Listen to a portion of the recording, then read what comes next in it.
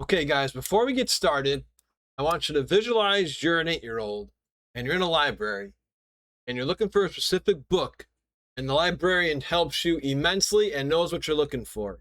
That's pretty much what today's Shellonomics episode is all about. Our good friend Christian here recommended we break down these comics next, and woof, dude, I'm going to have to say that was a very well done episode we've got here lined up, especially the Battle Nexus. You know how much I'm a specific fan of a specific turtle, and I did not see that coming. So it was just that's the analogy I got here, just like a nice librarian. So besides myself, have you ever done that for other turtle fans, having your own podcast and Instagram? Has anybody ever said, Christian, what do you recommend I read or watch next? Actually, yes, Nice. because I mean, with the IDW stuff, there's just so much over the last when did it start? 15 years, and it when you're getting into it, it gets. I understand it gets confusing with all the specials, micro series, mini series, crossovers, whatever. Where do you start? So yeah, people really came up to me like, "What's this story and where does it take place?" And yeah, I'm doing my best. I'm trying to help whatever I can to give the people like all the information that I have. So yeah, it's and always how I always say, if someone needs some information about turtles or just wants to talk turtles, I'm always open for it. Will never go away if you don't know what you're talking about. You're not a real TMNT fan. Never, never. Whenever someone needs help, I'm doing my best. I promise. Oh, God, well, we appreciate that. We're going to get started here with almost a prequel to the TMNT IDW series, which is Alpha. We're not talking about Power Rangers here, guys. Alpha with Donatello being the main attraction here. Yeah, that was Teenage Mutant Ninja Turtles Alpha. That was a one-shot comic that actually came out before the new number one. See, it gets confusing there. So yeah, there's a story in there called Long Way From Home. And it takes place when Donatello was captured at the safari park in Florida. Remember that one? And we see that there's a businessman who comes in and wants to fight Donnie with a crowbar. And Donnie fights him and knocks the guy down. And Donnie tries to escape, but the guards knock him down and drag him back into his cell. But Donnie actually wasn't trying to escape. He was just stole a sandwich from the guards for the other imprisoned mutants in there because he wants to help them, even though he's in this confused state. He's talking to a rat and like, Splinter, we're gonna get out of here. And so it felt like a preview to what's gonna happen next with Donatello at this point. And right from the start, it really breaks your heart seeing Donatello this way. And yeah, so that was like a preview in a kind of way.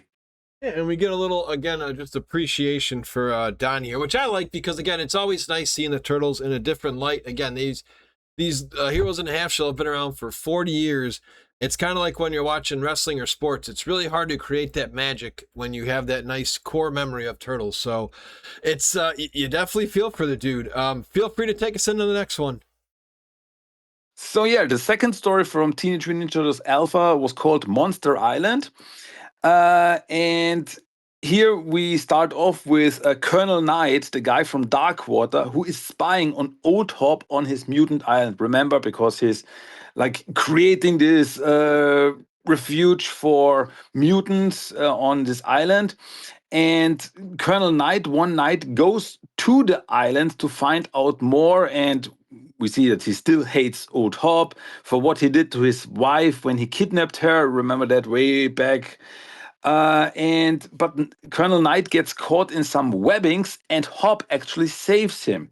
And it turns out that Lindsay, the scientist working with Old Hop, was experimenting with mutagen and turned herself into a Black Widow spider mutant.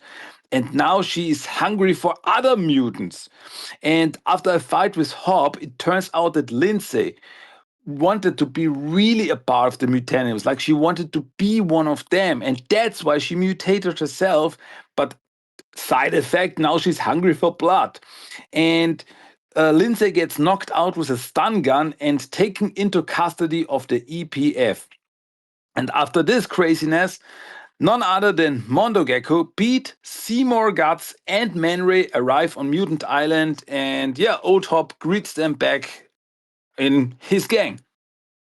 Who doesn't like Seymour Guts? It just reminds me of the good old Simpsons Seymour Butts prank phone calls.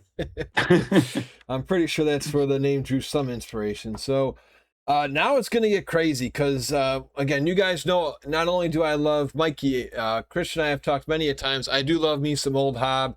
And we're going to see our buddy coming around again here in Mutant Nation, which gets crazy. We've got Casey Jones chatter in here. We've got a whole bunch of good stuff coming up in this mini series here.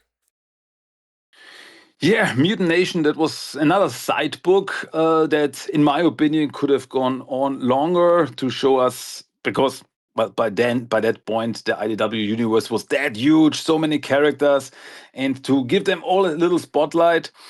But yeah, it's really enjoyable. And the first 4 issues, I mean, every issue had like a main story and a backup story.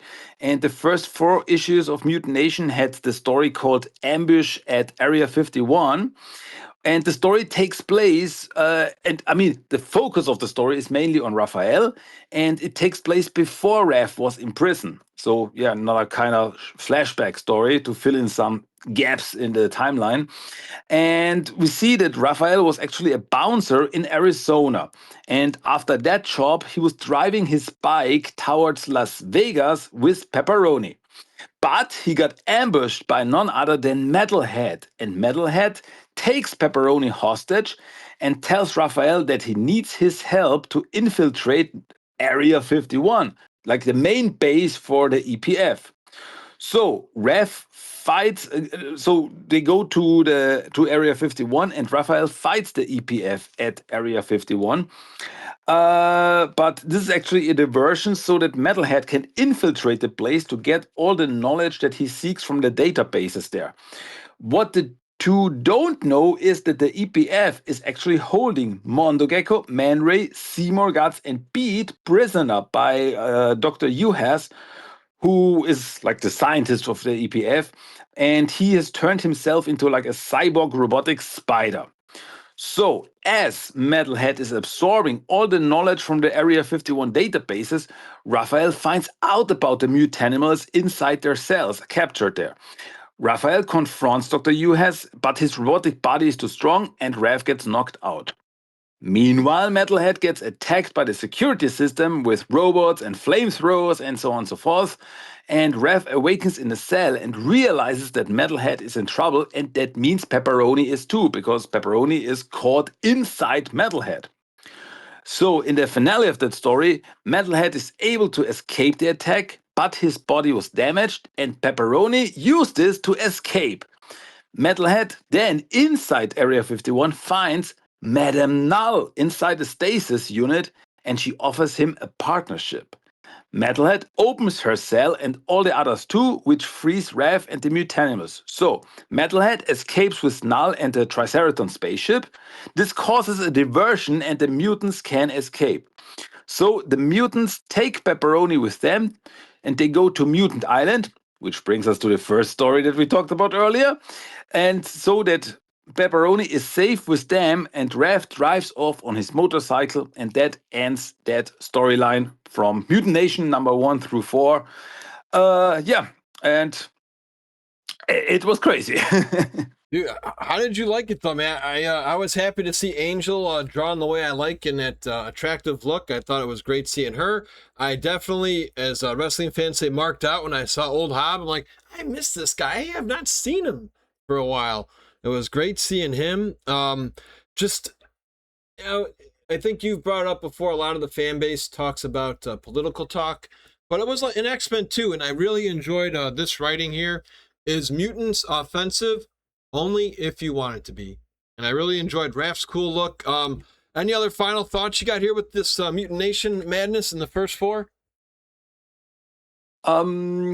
Once again, I gotta say, I really like this, and it's cool that it fills in like this gaps, like what was Raphael up to between issue number 150 and the new number one. So there's still like this hole that needs to be filled, and I like that this story really do this. So yeah, that was cool seeing Metalhead again. What's going on with Madame Null? So there's a lot going on, a lot of setup for the future. And yeah, gotta say, looking forward to that. What's gonna happen next? Oh yeah, and we got some cool short stories in this book too at Mutant Nation, right? I believe so. Feel free to break in the next one. Yeah. Also in Mutant Nation 1 through 4, we have a backup story called Casey Jones, Agent of the Foot Clan. And this story takes place after the Untold Destiny of the Foot Clan miniseries, where Casey is with Karai in the Foot Clan. And we see that Casey is in Japan, or still in Japan, working as an advisor for Karai. And yeah, Casey does what Casey do best. He beats up some punks who cause trouble. April then calls him, and Casey tells her about what's going on, and that Casey worries because after the whole thing with the Dogstar clan and the magic and the dragon and everything, Karai is actually acting very strange. Later on, Casey and Natsu are sparring, and Natsu confirms Casey's concerns, but she also trusts Karai. So later, Bebop and Rocksteady go through a portal to Las Vegas for some free time, and Karai confronts Casey and asks for his help because she has captured a member of the Dogstar clan and she wants Casey's help with the interrogation. As Casey tortures the ninja, Casey steps in and tells her to stop. This is going too far. But the traveler, the dragon inside Karai, has enough and takes over Karai's body. So she turns into Karai dragon creature, which by the way looks pretty cool, and she attacks Casey to kill him. Casey fights this Karai dragon, but she is too strong. And after a beating, Karai is the stronger one. She's able to take back the control of her own body and seals the traveler again inside her body. After all this, Karai realizes that Casey is not ready for the dark bath ahead of the Foot Clan, and she sends him back to New York. So Casey is no longer with the Foot Clan, and as he says on the last page, watch out, New York City, Casey Jones is back in town. I love this one. Dude, how cool is it seeing Bebop and Rocksteady in human form, just like the 87 series when they had that episode when I went back with the hologram?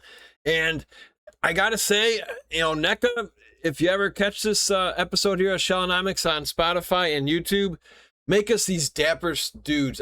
Don't you love the attire they had when they were dressed in just that dapper, like suit and tie type stuff when they met Casey Jones? Oh, absolutely. They look fine. They look good, as I say. I always say how much of a fan of Peep and Rocksteady in the IDW universe I am, and they look just good. And but they're still Peep and Rocksteady, so that's gonna be wild later on. Yeah, exactly. You can never have enough. But well, I guess maybe you could have enough, but I know I enjoy them in this series as well. I think if I had to choose if we ever did a ranking of the top 5 Bebop and Rocksteady, which might be a fun episode to do down the road. Right now, as this recording, these guys are number 1. They definitely take over the 87 series. 2012 was fun, but these guys, they just know where it's at. They know how to have fun, and like you say, but at the end of the day, they're still Bebop and Rocksteady, so like just like that running gag in an anime, right? It's like it's coming. We know it's coming. So, that was a fun one, and then feel free to hop into the next one here. Here, Teenage Mutant Ninja Turtles Mutant Nation number 5. The main story here is called Pepperoni on the Side. And this story actually goes again back in time because it takes place during the time Raph and Pepperoni were driving with the motorcycle across the USA. And it's a nice little story where it starts off with Raph's bag gets stolen by some shady guy at the bar, like with all his belongings inside. And later at night, actually, Pepperoni goes on a solo mission and she finds the thief. And she tries to get the bag back, but she gets chased by the guy and his cats. Yeah, that really happened. And as the guy snatches Pepperoni, Rev appears and he takes back Pepperoni and the bag, and they leave the guy behind. Rev then has a talk with Pepperoni because he was really worried about her, and the stuff in the bag was not worth risking her life. And for now, sh- uh, she is just she is the only thing he really needs by his side. Um, and yeah, sweet little moment there, and always love nice little Rev pepperoni moment. And yeah, that was just nice little pepperoni story. And once again, it's like with pizza. Can you have too much pepperoni? Maybe, but I'm really happy with this. Oh yeah, I'm with you on that one, my dude. Just and the writing is so good too. And you're now, like this, what's that saying? Comparing apples to apples. So you have your Armageddon game and you have Mutant Nation. It's almost like when you had the OG Avengers, and now you're trying to push this new Marvel with Doomsday.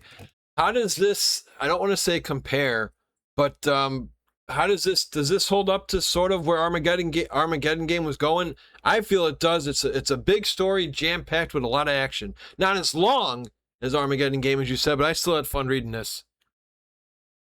Oh yeah, absolutely is. I mean, with Mutant Nation, it feels like a bit like a tale story, because we all have these little stories taking place in different timeline at different times for the turtles. But you know, Armageddon game was this big event, and now we're getting a little smaller. As I always say, it's still the same universe and everything, but it's like a smaller, nice little stories that's happening. But you feel like there's a lot going on and a lot of story and a lot of setup for the future. So you know this universe is still so big and there's still so much going on. So I'm I'm just how I always say, I'm just along for the ride, and I'm looking forward to what's gonna happen next. Exactly how I feel. Speaking of what's happening next, feel free to take us what's coming up next. Yeah. First of all, I mean, we have the short story from Mutant Nation number 5, which is called Frogs versus Punks. And in this story, some purple dragons are hired as security guards for a building that's about to be demolished so that condos can be built. But the punk frogs have a problem with them destroying the turf, and a fight starts. So, yeah, it's just punk frogs versus purple dragons. And after a lengthy fight, the whole building is destroyed by accident. And the investors are actually happy because they don't have to pay for the demolition anymore. So, in a way, the punk frogs are heroes to the investors, which makes the frogs very unhappy because they are punks and they want to fight the big man. But yeah, they really helped him in this way, and just a fun little story here. Yeah, but it's cool to see the punk frogs again for a while. Oh yeah, what a great name for a title too. Me and you both know where that we knew where that story was headed, and I felt it delivered for a little quickie. I had fun with it. What we got coming up next, my dude?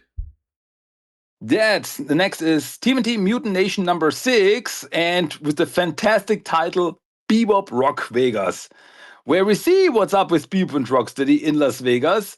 And yeah, they have a night off, and they have these holographic watches that make them look human, and they watch a boxing match.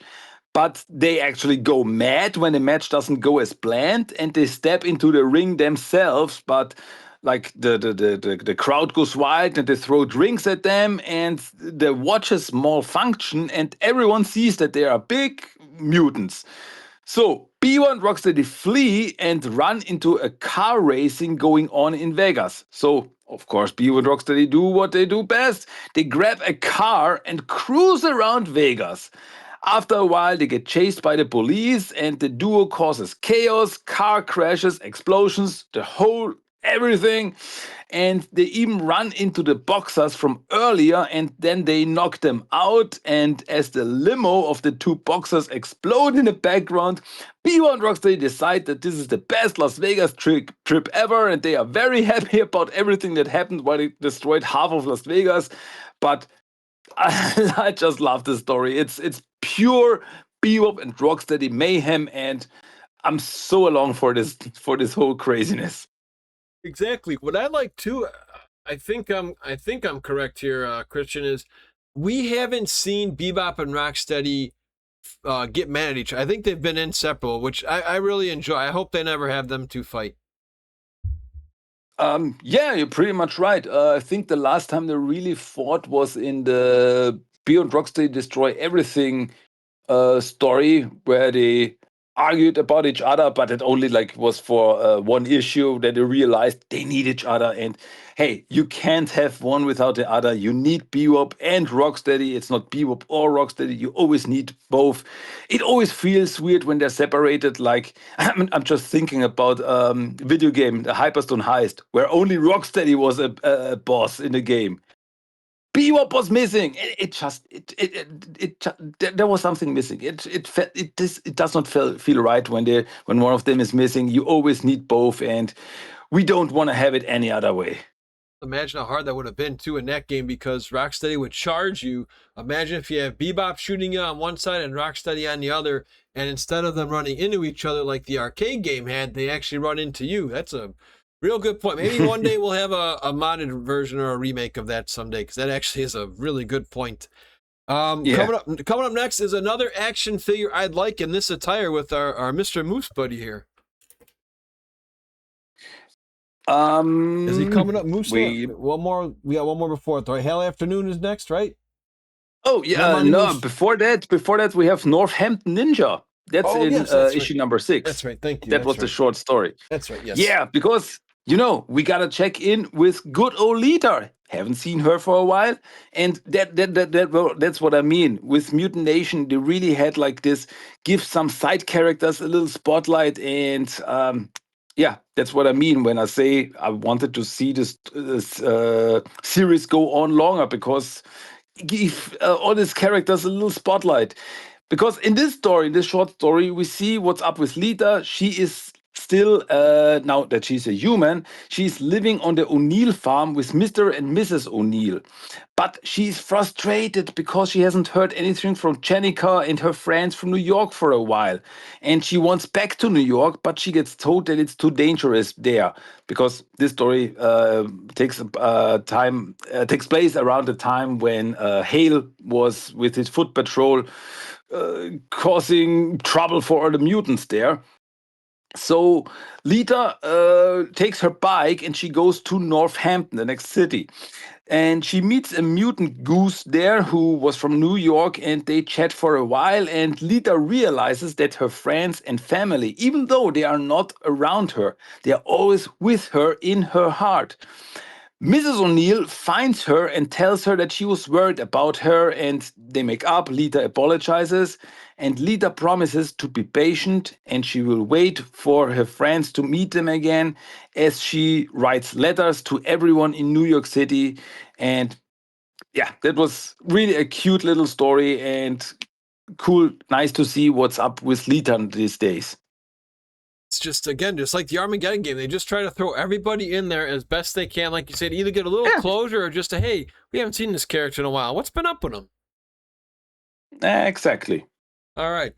Feel free to pop us into the next one. And this, again, just jam packed. I thought that was great value in this paper read that I read here with Mutant Nation. So much to cover. Oh, absolutely.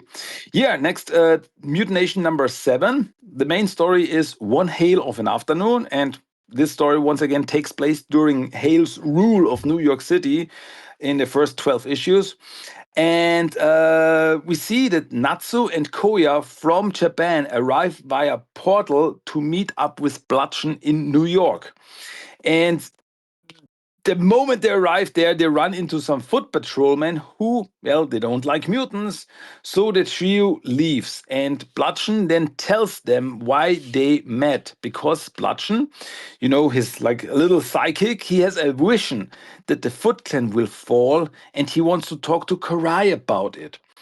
But they can't reach Karai now because that was a time when she was hiding and trying to uh, like get better in her mystical and magical abilities. And so the team, they want to meet with Hale himself, because it seems like he is now in charge. But the trio, they get surrounded by foot patrolmen, and even though they are foot too, they say that they only listen to Hale, and so they start a fight. Bludgeon gets overrun by the foot patrolman, and Koya and Natsu have to flee. So later, Koya and Natsu, they promise to rescue Bludgeon and find out what's going on with Korai. Like, once again, little setup there for what's gonna happen next. So, yeah, once again, good to have to give this not Ninja Turtles characters little spotlight in the stories to see what's up with Natsu, Koya, Bludgeon, and all the others. So many. Well, that's why again, hence the name Mutant Nation. It's just like we said earlier about we brought up X-Men. There's just so many characters, so many mutants, so many villains, anti-heroes. We got it all. And like you say, it's turtles. For some reason, it always works in the Turtleverse. You could put them anywhere. So feel free to take us into the next one. So yeah, that would be the backup story for Mutant Nation number 7, which is called Moose Boot Blues, where the spotlight is on none other than Officer Monty, who, yeah, he tries to be a good cop, but with the full foot patrol around, that's really not easy. He is called to a bar where a mutant beetle named Kingston is asked to leave, even though he doesn't do anything bad or anything. Monty, as he's a fellow mutant himself, he wants to help him. But the foot patrol arrives and they attack Kingston. So Kingston runs off and Monty goes after him. He wants to help. But the foot patrol shoots arrows at Kingston and they kill him.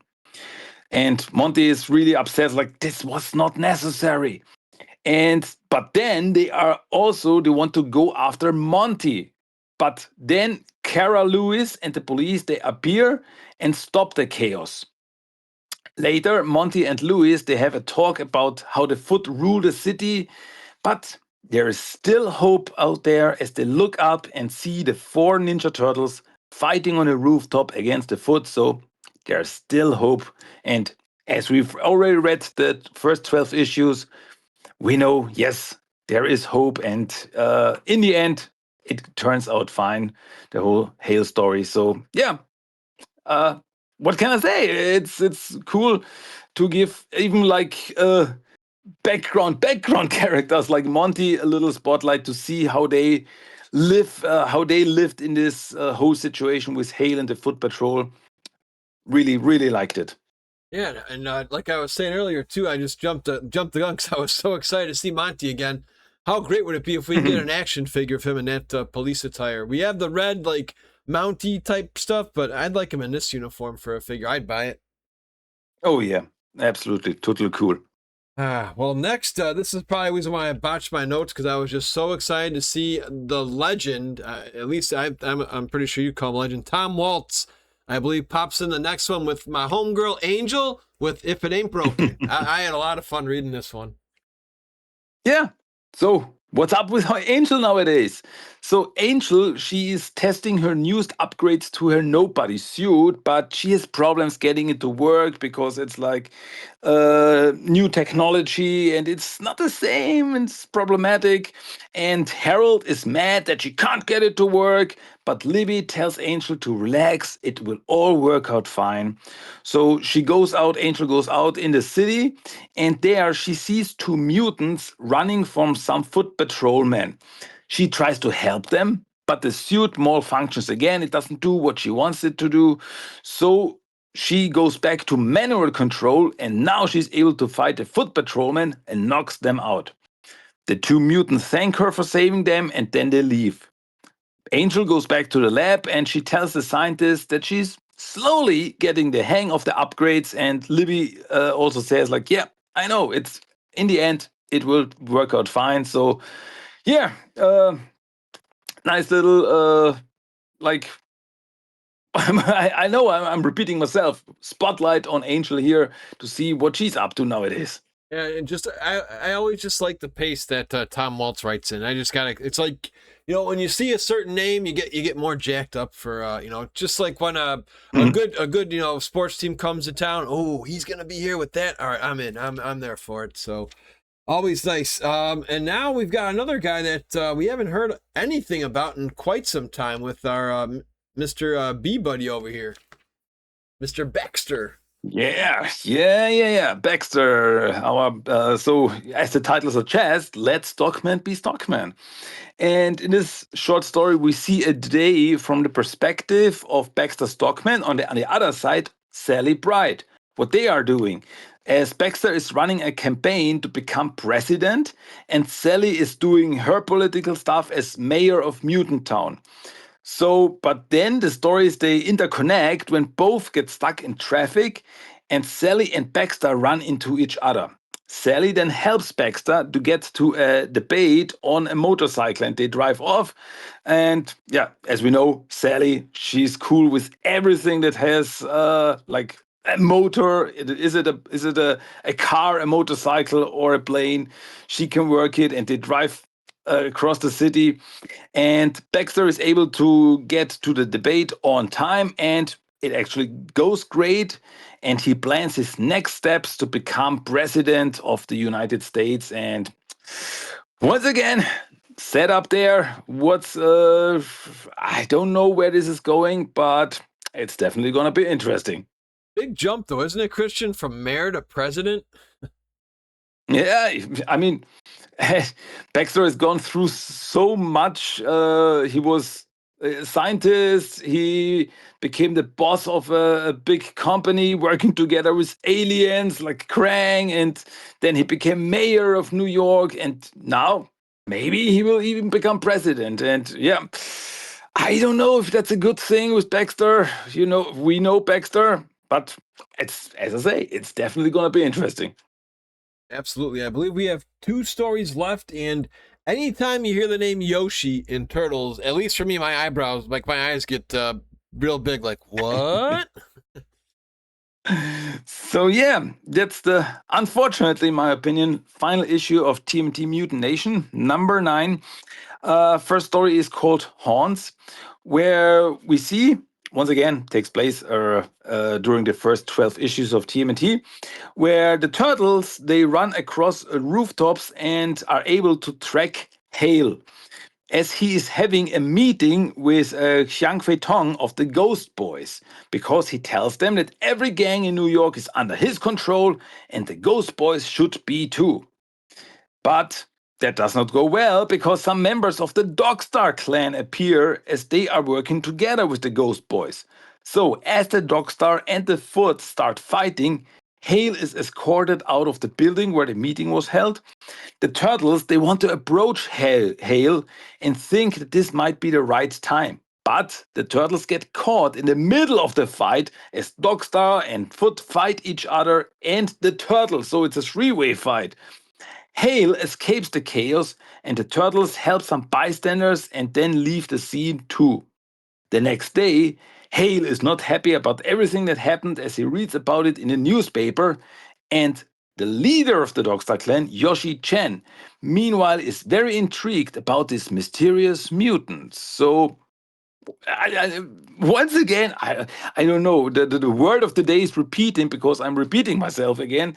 Set up here for what's probably gonna happen next with, the Dogstar clan, Yoshi, Turtles. Who knows? But yeah, very interesting stuff. As the younger kids say, what a banger to end, well, pretty much like you say, end Mutant Nation. We do have a little smidge left, though, don't we? With your back?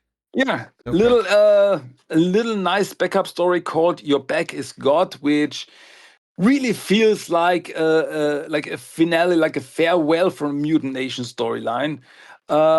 Because it starts with Mona Lisa on the podcast, Michelangelo's podcast, and she talks about everything they went through after the mutagen bomb, like how the community of Mutant Town got together. We see the punk frogs as they run into Monty. We see Sally taking a day off, and even the mute animals on Mutant Island are listening to the podcast. And we see also Natsu and Koya who attack a foot patrol hideout and save Bludgeon. So yeah, Bludgeon is safe again. Um, and Janica meets Lita at the train station as she is visiting New York finally again. Even Bieber and Rocksteady listen to the podcast and sneak out for a party that Mona Lisa announced at the Kennel Club. And so in the end, we see at the Kennel Club, all the mutants come together for the band After the Bomb on stage with Sheena. And they're like, hey, we come together, mutants come together, and they remember the Ninja Turtles, everything they did for them. And yeah, it's pretty much like, we don't know what the future will bring, but for tonight, we are all here together to celebrate mutants and thanks for the Ninja Turtles and Janica for everything they did for us. And we will see what the future will bring. So, nice little, perfect little book ending for this story, for this series, in my opinion. Really, really liked it. Ugh, and we've got a boomerang effect here in this episode of Shellonomics on Spotify and YouTube. We're trying to throw those feels away, but they just keep coming back, especially in this heartfelt annual that just pretty much focuses it on the four bros. Oh yeah, the Teenage Mutant Ninja Turtles Annual 2025. This story takes place after the 12 issues that we talked about last time, where the Turtles, they are now finally together, they're finally family again, finally a team again, and they start telling each other stories about when they were apart. Like Mikey starts and tells a story when he like was doing an episode of his show in Japan on a mountain.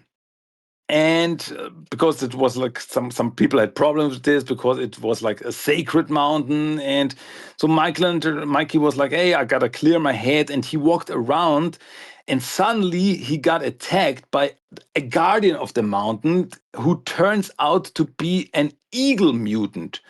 So there's a big fight, and the Guardian, in the end, leaves Mikey with the question: is he an actor or is he a warrior? So, like, okay, what am I? And that leaves Mikey with this question. So, for Mikey, it's a very interesting question. So, what are you? And yeah, now he's pretty much back to being a warrior. So I thought it was an interesting story.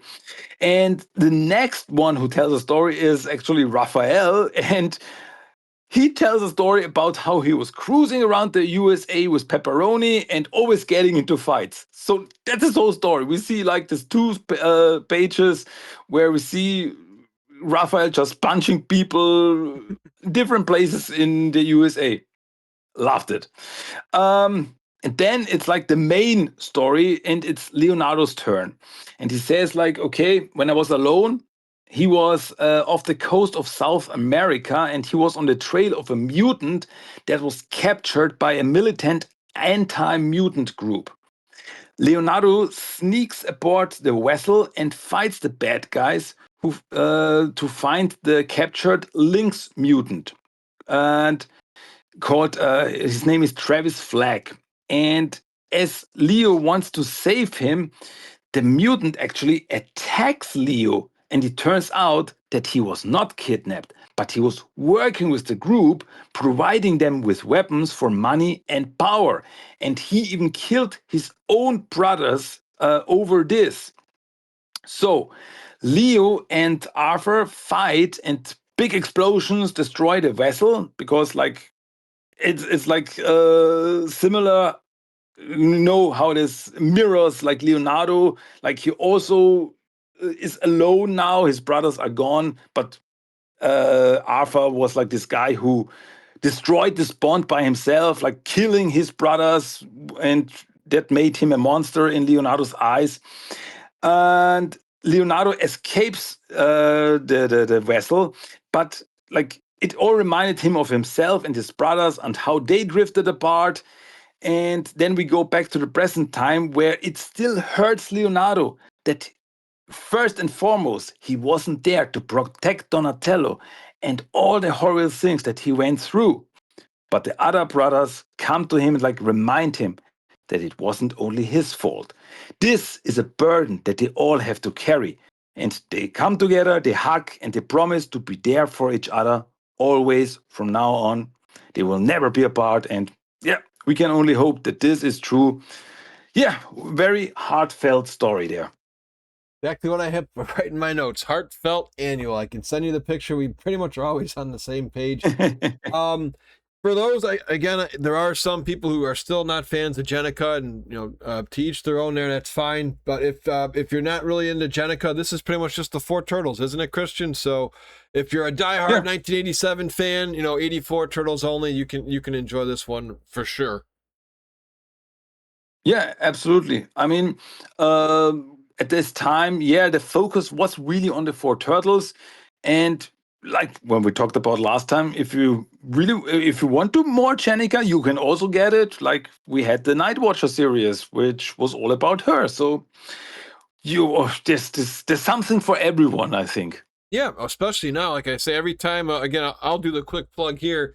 If you guys ever do go to Christian's Instagram and whatnot, he does have a great Discord where he's pretty much your comic shop guy. Every Wednesday, anytime there's a new Ninja Turtle comic out, he's there letting us know the preview and what's coming out. So, right now, they are just ramming and jamming, and it's great because it's all variety. You got turtles here, turtles there, turtles everywhere, but they all have their own unique little story. So, as much as we like our Mutant Nation, for me, this was the main event. I know this, actually, before we get into this, Christian, we focus more on the positive, but I do want to say there was a lot of negativity going around this Battle Nexus. Wasn't there a mixed reaction before you read this? Did you read it on Twitter and whatnot? Yeah, I know what you mean, because it was like, for some people it was not what they expected. Some people really wanted like this story where they throw turtles from all universes against each other and they fight, and we get that in a way, but mostly in like the little backup stories. And even though they are more gag comics, they're not, don't take them too seriously. And I mean, in the main story, we get glimpses of turtles and characters from other universes, like a big multiversal crossover story. But for some, I guess it was not what they really wanted, what they expected. But I gotta say, I thought it was really cool. There's really some big surprises, some nice Easter eggs, cameos again, and so it was really really really interesting story. Now, you grew up close to mine. Do you remember the Spider-Man 1990s cartoon? Yeah, of course. Yeah. It kind of, we're pretty good analogy. It kind of reminds me of, if you remember when that show was coming to an end and Spider-Man has tons of people, like they had the full Fantastic Four, but they only had Storm for the X-Men. They had Doctor Strange. I think Iron Man was there. Do you remember what I'm talking about? It was like a 4 or 5 part series near the end of the show. Yeah, I think wasn't there also a storyline with all with different Spider-Man from different Yes. universes coming together? Yeah. I Yeah. remember something like this. So I'm thinking it's similar to that, because what they did was they tried to choose pretty much only one turtle from each, like the kind of like your Mount Rushmore. We won't reveal who, because in case you're hearing about this for the first time, I want to get a little shock value in there, and then we can share our thoughts if you felt they made the right choice for each genre of turtles. But yeah, feel free to pop us into the first one where we actually, I will say something really quick. I do like how Mikey just for some reason cannot say our friend's name right, and it was nice hearing this villain call, because this has nothing to do with what you're going to break down, but just again, I like having my fun little notes here. Michelangelo gets called Jade, which for those who know me pretty well on Twitch, that's the name of my dog. So I got a little kick that you called my favorite turtle the name of my dog. That was funny seeing that spot in there. But yes, dude, it's we've got an epic battle coming up with every turtle for themselves. Yeah, so this is the start of the Battle Nexus miniseries. It starts off with, after a battle with Beaver and Rocksteady, the turtles suddenly get sucked through a portal and they land in the Battle Nexus, which was overtaken by none other than Savanti Romero. Yeah, he always comes back. and who has Renette as his prisoner and a mysterious fox person named Ninjara by his side. Savanti wants revenge on everyone who did him wrong, and for this, he also chained the Dimensional Council, who are normally the masters of the Battle Nexus. And now he wants the Turtles to fight in this tournament for his entertainment. And to everyone's surprise, even Slash is there, even though he died a long time ago. But then Savanti summons his first champion, and that's the Mirage Black and White Shredder to confront Leonardo. And so, yeah, we're getting ready for wild battles. For me, we'll talk more after. I wouldn't have it any other way. I think Leo versus old school Shredder is a great way because that poor Shredder only lasted in the first issue, and that was it. So good to see him back here. Feel free to pop us in for this epic fight. Yes, yeah, it's like it looks like Black and White Shredder is getting his second chance here. Yeah. Because yeah, Leo and Shredder, they start a battle, and it's really a long and cool battle. And after this lengthy fight, Shredder is able to run Leonardo through with a sword, and Leonardo disappears. So what happened?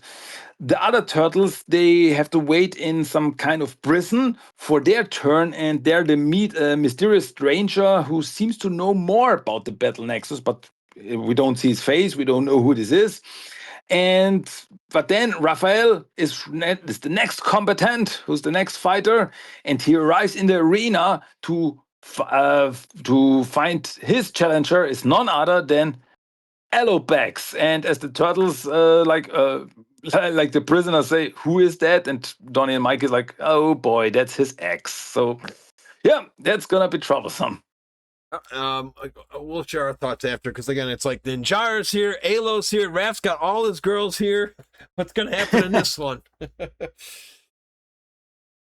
Yeah, in issue number 3, we first see how Savanti got control over Umiko, aka Ninjara. And it turns out this version of Ninjara comes from a different world of fox people. And when you cut off their tail, by which they believe their soul is in there, and when you cut off their tail and take it, you become their master.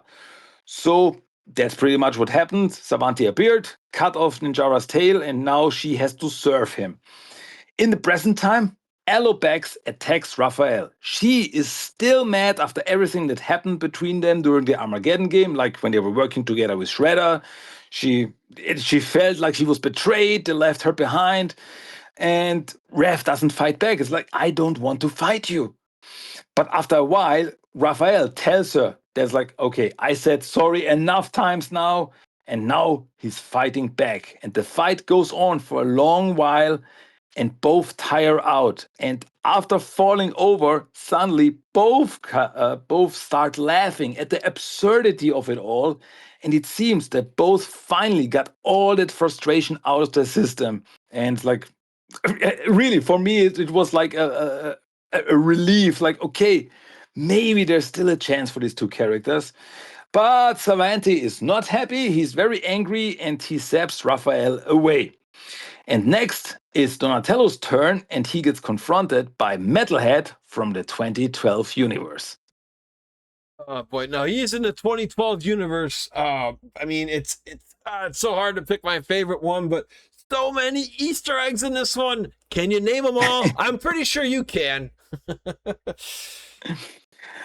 Yeah, that's boy. With issue number 4, it gets really wild. So Donnie has to fight Metalhead, and Donatello realizes that every Metalhead that Donatello would build, even from other universes, would have a way to stop it, like a fail-safe switch. So Donatello hits Metalhead on the top of his head, and it shuts down, making Don the winner. But of course, Savanti is not happy, and he zaps Donatello and Metalhead away. So now we find out where they get zapped away, because Donatello and Metalhead land in some kind of prison dimension where they find previous contestants. This means we see IDW Raphael, Leonardo, Archie Comics Raphael, 2003 Leonardo, and Rise of the TMNT Donatello. These turtles, they team up and try to find a way to escape back to the Battle Nexus and defeat Savanti. And they realize that they now have Metalhead here, and because now they have technology, and with this technology, maybe they can do something. Back in the Battle Nexus, Savanti starts the final match, and that's Slash versus Michelangelo. But Mikey announces straight from the start he won't fight his old friend. And so, yeah, that's where issue number 4 ends. Oh my god, dude! So many freaking cameos though. Dude, wasn't it the one with Murdude and Muckman and Joe Eyeball? Or is that Oh, yeah, that was God? really. They just couldn't stop. And I think Half Court was in Yes, there. yeah, Muckman, Joe Eyeball. I mean, they were just like it was a Hall of Fame of guys that we grew up with. They just had so much fun. Like just Yeah. like Shredder's Revenge when you're doing the DLC survival mode. They're all just chilling in the back. Just throw everybody in there. Let's have some fun. That's the world we live in anyway. So it was great seeing all those cameos. But yeah, coming up next is a crazy Michelangelo one with Easter eggs galore once again. Oh, yeah. Battle Nexus number 5, the finale of that story. So, Mikey gets beaten up by Slash, and it's really horrible. And we realize that Slash is confused because we see like the flashback where he was about to explode, but a rift in time and space opened and he was sucked through it. And he fought for maybe centuries, and it took a toll on his mind. So that's why he's this, confused and pretty much controlled by Savanti. But Michelangelo's words of friendship, because like, hey, whatever happened, you are my friend. And these words, they finally reach Slash, and he turns on Savanti. So, as the dark magic that Savanti is using start a storm that could destroy the whole Battle Nexus, suddenly a portal opens and everyone from the prison dimension appears back in the Battle Nexus because they were able to create a makeshift time scepter, and so they returned to confront Savanti.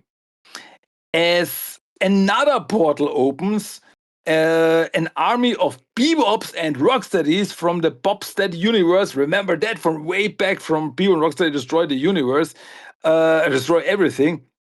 They appear and like a giant battle starts.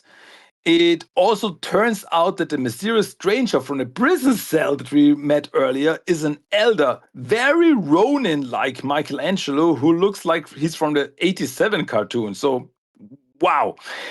Everyone is fighting. Raphael and Alopex work together to get Ninjara's tail back. And then she is no longer under Savanti's control. And what's the first thing she does? She cuts off Savanti's head, and maybe now he's gone for good. Lord Simultaneous, who is a member of the council, is able to take control back from Savanti's war staff that he used, like the dark magic, to stop the destruction of the Battle Nexus and the whole multiverse. The team opens a portal back to their worlds and they jump through it. So, the turtles, our turtle team is back on Earth. Raphael and Alopex are cool with each other again. Slash is back in the real world, and somewhere in the city, Ninjara is running around. And yep, we're gonna see her again in the future. And that's the end of the Battle Nexus miniseries.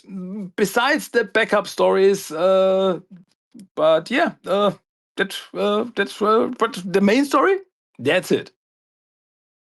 So yeah, now we can have some fun after we've broken those down. Again, just real quick, thank you for doing these episodes with me, because that's why I'm trying to go through everything from past to future, because I would have had no idea who Ninjara was if we didn't cover those Archie issues way back when. So if you had the power and you were working for IDW, would you have changed any of the turtles in either of the verses where they had people come from? Oh boy. I think you would have to hold me back to not throw every version in there somewhere. Okay. Because, yeah, like, I mean, I really would have thrown in just for the fun of it, one of the Next Mutation Turtles. Just for the fun of it, I anyone make it Mikey, so it's the most goofiest one. Um, yeah, I think that because yeah, I know it's an expectation, but come on, it's still part of the multiverse, so show it some love a little bit, and or maybe I don't know. I would go really crazy with this. I would really go deep into it, and I don't know, maybe throw in one of the turtles from the Coming Off the Shells tour, anything like this, or I don't know. As I said, if you would really let me do this story, I would go totally crazy, and I don't know if it would make any sense, but I would throw in every cameo, every Easter egg that I could think of, and it would be. I don't know if it would be a good story, but I would have fun. Exactly. Well, I'm sure it would definitely be fun with you behind the wheel. So I think we can both agree Donnie from Rise was a good choice, right? If you were just picking one turtle, we called it the Donnie Show, so he's fine, right? Yeah, Um, two, absolutely. 2003. I like them all, but if I had to choose one, I think Leo was the good choice there too, right? If you can only pick one to come on the trip for your party bus, Hmm. okay. Um, Now I'm glad you could, because I was going to ask you that after I wanted to hear your breakdown first. That it was a 1987's feel for the last Ronin Mikey. I feel that's the one everyone likes because he was the one that Cowabunga. He's the one with the catchphrase that made that show a hit. So I think that was the right choice there. What are your thoughts on Raphael's? Yeah, I know. I mean, when they throw Archie Raphael somewhere in there, it's always when he's wearing the black costume. So it's like always this. Yeah, I gotta say, it's a nice little Easter egg. It was cool. I mean, mm, could have been anyone else. Ah, maybe classic 87 Raphael, a little sarcastic, and they could have even had some fun with it, like they did in Turtles Forever, with breaking the fourth wall and nobody knowing what he's doing there. Um, maybe that could like a little switch there. Uh, yeah, I could see it. Yeah, we didn't really see anything from the 2012 universe, right? Or did I miss it? Yeah, now that I think about it, was there anything from 2012 in there? I was Not shocked. sure. Yeah, I don't think Yeah. so. Yeah, Yeah. we both covered these. So I was a little like, wait, where's 2012? Me and you, when we did our rankings, we had that show pretty darn high for the ride it was. Mhm. Also, how did you like Mr. Og? Because again, one day we will have these covered on Shellonomics. I hope Christian's there to help us break it down. But I did read those Mr. Og Battle Nexus ish episodes, so I think that was a nice touch throwing him there near the end. Yeah, this nice little backups. Those are really enjoyable.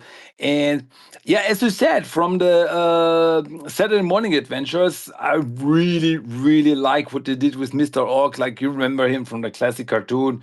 He was like this crazy interdimensional imp. But yeah, I really like what they did with him in the Saturday Morning Adventure. Not gonna spoil much, but he's pretty much the TMNT's Mr. Mixix for Superman. So hey, that's I'm there for it. I really like him. Yeah, and battling wise, how did you like the last Ronin '87 Mikey look? Because again, he had the colors of all the turtles too. I thought it was, for me as a Mikey guy, I got it. That was probably the highlight of this episode that we're covering. That was my moment. Yeah, that was a big surprise, because I thought, yeah, that it could be Ronin Mikey, but I did not see that it would be 87 style Ronin Mikey. And now I would really like to see like a one-shot comic, like telling completely the same story from last Ronin, but in 87 style, like the cartoon style, uh, just for the fun of it.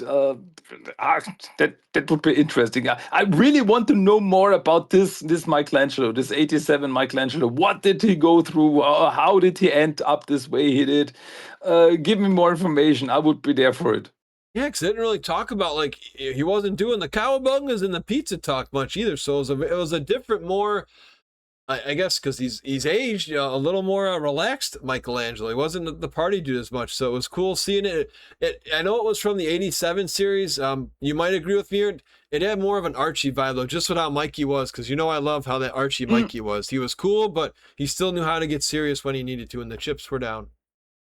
yeah, yeah, absolutely, absolutely. So yeah, yeah, absolutely. Yeah, that could work too. Yeah. Well, we made it this far. I asked Christian for a little favor here because I'm like, if we have time, can we please cover this after reading the Casey Jones comics? There's something that a lot of fans may not know about. Roughly 13 years ago, there was an awesome fan-made Casey Jones movie, and Christian's going to break it down for you real quick here, and then we're going to share our thoughts because I think it's a must-watch for any Turtles fan. Yeah, that's Casey Jones, the movie, which is a 35 minutes fan film that you can watch completely on YouTube. And I would, if you have not watched it, I would totally recommend it to you because you really get the feeling these are fans who did this.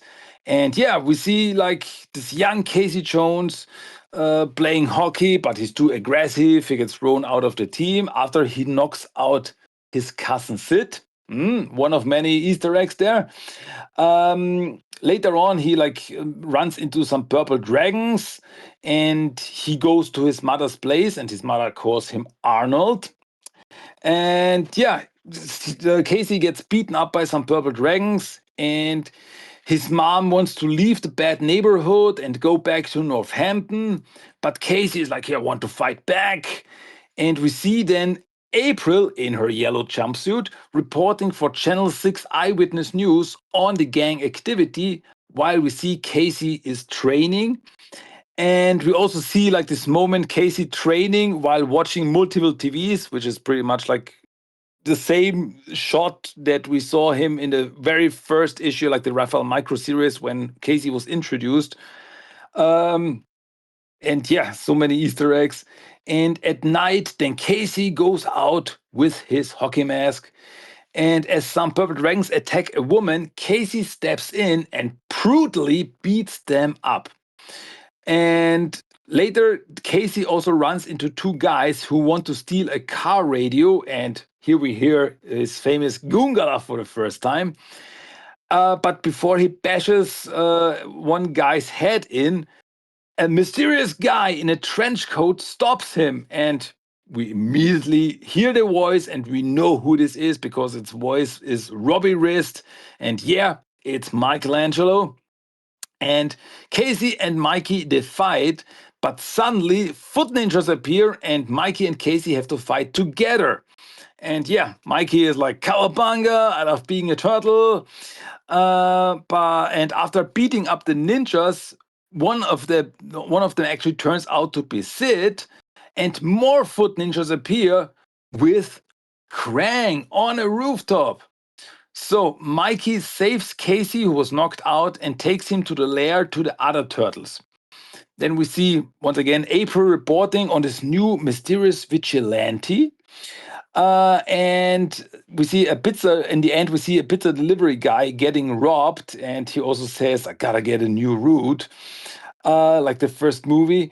And the robbers, they talk about this Casey Jones myth, and then he appears in a new, like, armored outfit, and he beats them up, and even calls them lawbreakers. And it turns out that the pizza was actually for the turtles because it has candy on it. And then as Casey walks off into the night, the credits start with a Casey Jones song, and I gotta say, it's one pretty cool little fan film, and you really get the feeling like, okay, these were the people behind it were really Turtle fans and Casey Jones fans. So many Easter eggs, so many nice little winks to the fans. I I thought it was really great. Oh yeah, must watch, and its runtime is only about a half hour too, guys. So it's maybe Mm. 35 minutes total. I don't know how they got Robbie Wrist to be on board for that, but dude, it felt like home, didn't it? When like like going back to your old parents' house or where you grew up, you know what I mean? Oh yeah, I mean, of course, the costume, it's not Jim Henson, but it's very well done. I really liked it. I really thought that they did really well with the like costume, or keeping it more in the darkness so you don't see it that well. They really did great with the lighting and everything. And yeah, just hearing Robbie Wrist, it's just perfect. And you know who this is from the first word that he speaks. Fantastic. And the acting was really good too for his mother, his coach. The actors in this I thought were better than real movies that get paid millions of dollars. Those actors and actresses. Yeah, I think that sometimes the difference between something made by fans and with they really put their heart into it, and on the other hand, movies that were made by a studio to just make money. Yeah, you got that right. We'll see. We'll see where those franchises go, because there are a couple that are still being made, and it's just like, ah. One other thought here: how did you like the violence and gore? Because it's Casey Jones, it's gonna have to be a notch up compared to the Teenage Turtles, right? In the violent realm. Yeah, I mean, you get the feeling that you really got the inspiration from the first issue when Casey Jones was really a nut job. He was really crazy. He was really psycho, like beating up guys, breaking bones, and yeah, that's pretty much what we get here. We're like it gets, I mean, it's not like very gory or anything, but you see some blood, and some scenes really hurt when you feel like, oh, there were bones breaking. But yeah, as I said, it's a young Casey Jones. He's at the start of this, so he's still very psycho. So it works for this environment. Free all the way. As we slowly start bringing this in for a landing, any final thoughts on everything we've covered? We covered a lot of ground. Another step in something we'll never ever complete is completing all the turtle stuff here on Shellonomics. But we got background of Donatello and his little splinter thing. We have a crazy our buddy Old Hob returns, like you say, it's a little kind of backstories with some older characters, a huge, crazy, I say successful Battle Nexus tournament. And then the cherry on top was this Casey Jones movie here. Anything that stood out to you? Because it's always shocking to me whenever, I guess I'll ask you again, because you always say they shock you. Were you going to guess? Did you guess that any of those turtles in the Battle Nexus, like who was going to go where just for fun before you read it?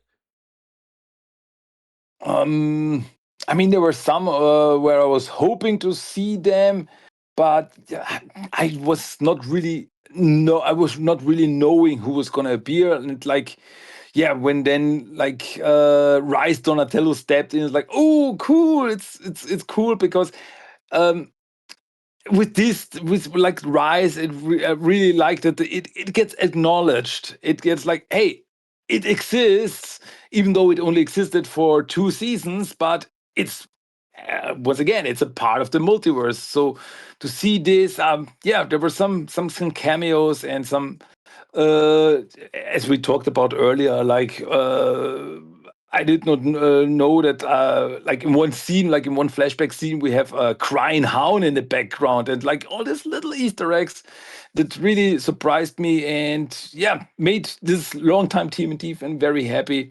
So so much to enjoy, and still to this day, these comics just bring me so much joy, and I'm look forward to every comic that comes out. So yeah, I hope we can enjoy these comics for a long time. Oh, it seems like we're going to be able to, because they just do not stop. Again, in your Discord right now, that I'm going to head over real quick and just see again. You just posted a couple here yesterday. We have another issue at number 19, I believe. Is that the one you posted, right? With Yeah, I want to that's say the it's newest. Tang Shen when they're having pizza together.